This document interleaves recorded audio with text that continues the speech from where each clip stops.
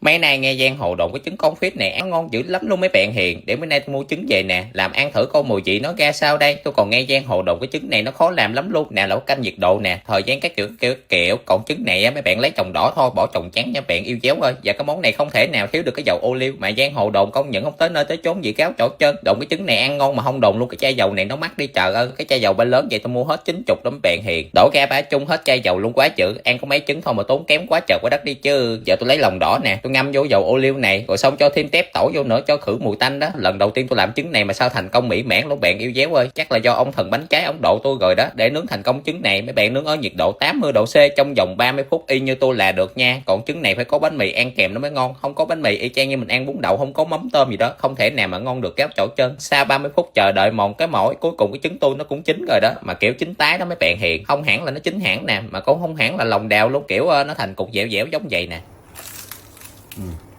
Cái cảm nhận đầu tiên của tôi khi ăn trứng này là y chang như trứng lòng đào luôn bạn hiền, không khác xíu nào gáo chỗ chân luôn. Ăn kiểu nó béo nè mà không hề tanh chút xíu nào luôn nha bạn ơi. Chỉ khác cái là ăn này nó dẻo lắm, y chang như mình quết bơ lên mình ăn vậy đó, mà ăn không nó rất là nhạt nhẽo luôn. Mình gác thêm miếng muối tiêu lên nè, trời ơi cái độ ngon nó nhân lên gấp 10 lần luôn quá dữ. Cuối cùng tôi cũng làm thành công trứng con phít này rồi đó bạn hiền. Mấy bạn muốn tôi múc băng có món nào nữa thì cứ comment dưới phần bình luận bên dưới, tôi sẽ tiếp mấy bạn hết luôn. Còn bây giờ thì xin chào và hẹn gặp lại bạn hiền ở video tiếp theo, bye bye.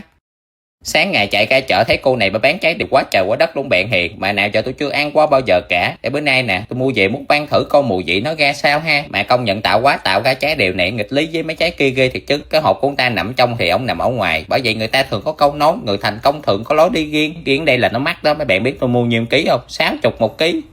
Cái mùi nó hang hang mấy bạn hiền. Lần đầu tiên trong cuộc đời tôi mới thấy trái đều này luôn. Ăn biết mùi vị nó ra sao ha. Mà cảm vô kiểu như nó láng mình đó bạn hiền, mà nó kích nữa. Còn này là cái hộp đều của nó này mấy bạn, cái hộp của nó nè. Mà trước tiên á tôi ăn không thử coi nó có chua không nha, rồi chấm muối sao. Ok la.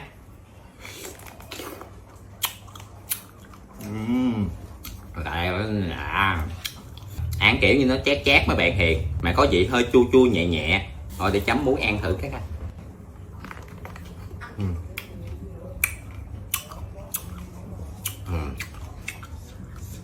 Ngon à, chấm muối vô ăn ngon các bạn.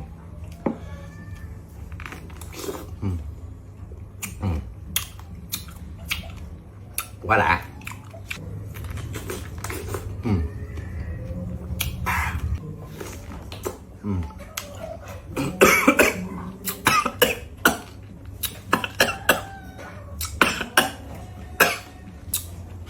Cay quá mấy bạn ơi, ăn cay dở mà hay ra gió quá cay.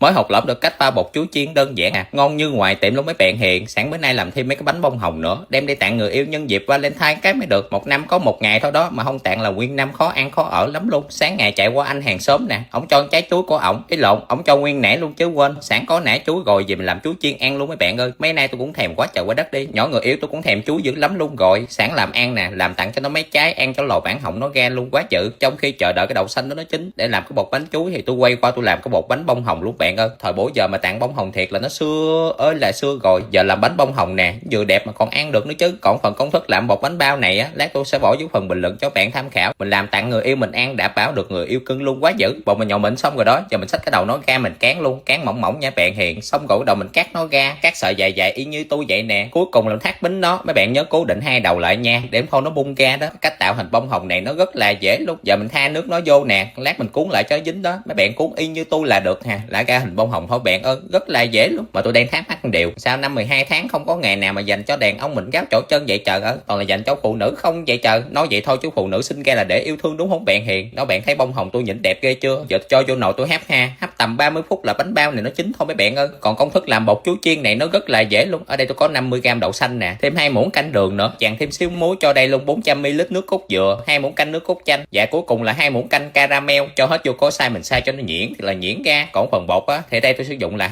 250g bột gạo nè, 30g bột mì, mình cho nước cốt dừa vừa xay vô, xong rồi đầu mình cho thêm miếng mè đen nữa, quậy cho cái bột này nó tan ra hết gáo chỗ chân luôn. Mình để cho nó yên nghỉ khoảng 1 tiếng rưỡi là bắt đầu mình chiên nó được rồi đó. Cái phần ủ bột này quan trọng lắm nha bạn hiền. Mấy bạn không ủ cũ là lát chiên nó không có phồng lên đâu. Đó bạn thấy bánh bao tôi hấp ra màu tươi ghê chưa, quay qua chét cái nách tôi cái mới được, để lát đi tặng người yêu mà nghe mùi hôi nách là quéo luôn. Còn đây là bột phèn chua trứng cất khử mùi hôi nách hôi chân, một hũ gì là 100g nha bạn. Hiện cái chất bột nó mịn lắm luôn, mà bạn thôi vô cũng sợ bị đau nách nè, mà cũng sợ bị dính áo nữa, thôi vô từ sáng tới chiều tối cũng sợ bị hôi luôn, vừa khử mùi được cái nách mà vừa khử được cái chân luôn, quá dữ. Sau 1 tiếng rửa ủ bột thì bột tôi cũng tới rồi đó. Giờ tôi ép cái trái chuối của anh hàng xóm ra rồi mang đi áo bột đem đi chiên thôi bạn ơi. Thì chiên chuối này á mấy bạn nhớ áo bột 2 lần nha, lần đầu mình chiên cho nó chàn xong rồi mình đem ra mình áo thêm 1 lần nữa, mình thả vô mình chiên thêm 1 lần nữa. Khúc này ha chú mình nó phồng lên nó chàn nhìn nó thèm con mắt dữ lắm luôn đó. Bạn thấy cách làm này nó dễ không? Tôi thấy nó dễ lắm tôi mới làm đó. Mẹ công nhận trái chuối của anh hàng xóm cho tôi nó nhỏ xíu à bạn. Hiền chiên ra trái chuối nó có chút xíu luôn, nhưng mà không sao, bự quá ăn nó cũng ngán lắm đó. Bạn thấy trái chuối tôi bẻ ra trống ngỗng ruột luôn kìa, mà giòn gớm góp luôn. Giờ tôi cho vô cái hộp quà nè, tôi đem đi tặng người yêu tôi cái mới được, mà trước khi tặng phải ăn thử trước 1 trái, để thôi không ngon là cơm bắt mẫu chân luôn đó trời ơi. Còn bột chuối này ăn nó bé mà nó giòn gom góp với bạn. Hiền ăn ngon dữ lắm luôn. Mấy bạn còn chờ nữa không làm những món quà ý nghĩa giống tôi vậy nè, đem đi tặng người yêu đảm bảo được người yêu cưng luôn, quá dữ. Thôi video tôi xin tạm dừng tại đây nha, xin chào và hẹn gặp lại bạn Hiền ở video tiếp theo, bye bye.